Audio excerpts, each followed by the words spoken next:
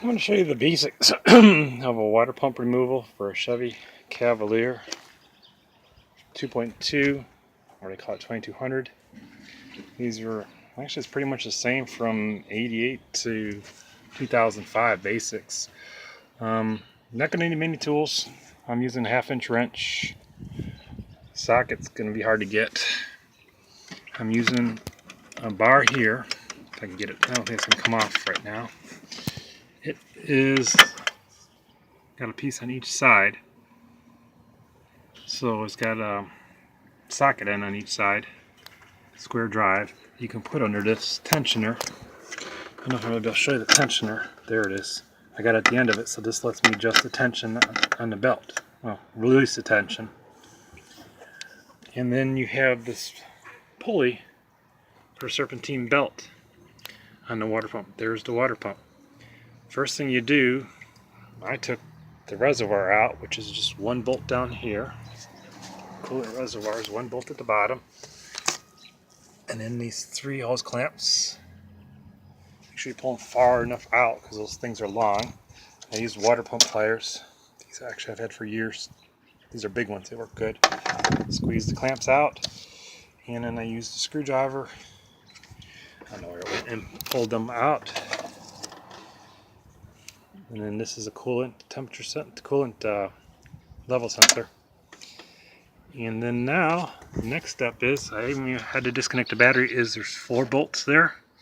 They look like 13 half inch. So I just need to get them out to get the water pump out. And this car is also jacked up in the air. Once you get the pulley off, then you can loosen the belt tension and get the belt off. In this case, the belt has 4 ribs and it's supposed to have 5. And you can see it's kind of eating on the outside, so we're going to replace the belt too. Condition was all of a sudden this thing started running hot for no reason. The top of the radiator was hot where the hose goes into. The bottom side, this side, was completely cold. So, and then I've noticed there's dirt underneath the water pump.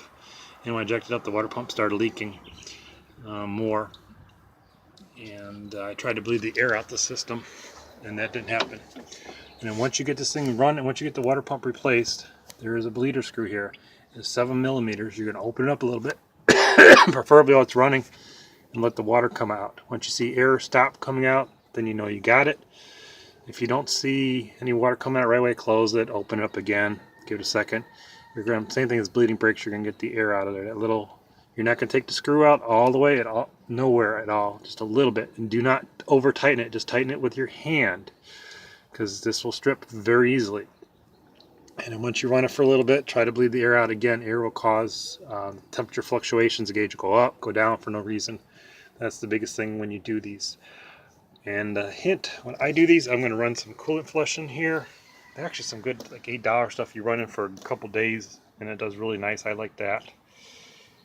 And then I use distilled water when I put the thing back together. That's what the factory uses. Distilled water is also baby water. It has no minerals in it, so there's nothing to corrode your radiator, your heater core. It's $1. It's around $1 for that, and I get the straight coolant, so I can mix it myself.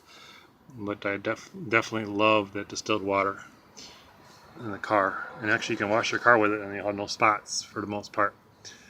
So now I'm just going to grab these couple bolts and they'll take the water pump out. Here's what the replacement water pump is. I normally get new, but since I'm getting rid of this car, I just got a remanufactured one. I don't like changing water pumps. It's usually I put the better ones on. There's a little gasket. Shouldn't need RTV. And just make sure you see which way it went off, when you took off, when you took it off, and the same way it goes back on. And there's these little mounting tabs on one side, one area, so you can kind of give you the guide. And then there's a weep hole at the bottom and a weep hole at the top. That's where it's going to leak. Depends on which way you put it. And being this is these holes are oblong or different from each other. These are flat. This is the top. So if I continue the video, I'll show you how to take it off, but this should be the basics. I might just cut the video off here and do another one, but this is just intended for someone who needs to get the basic idea how to take a water pump out of a Chevy Cavalier, or actually it'd be the same thing as an S10 pickup truck too, with a 2200 2.2 engine. Those actually just a little bit more room. Well, one thing I forgot to note also is you need to drain the coolant out. I just took this hose off because the bottom hose is a pain in the butt to get at. So I took, this is where the thermostat is too. Took the thermostat hose off because this car is jacked up. It's going to leak out easier. And I just pushed the hose down.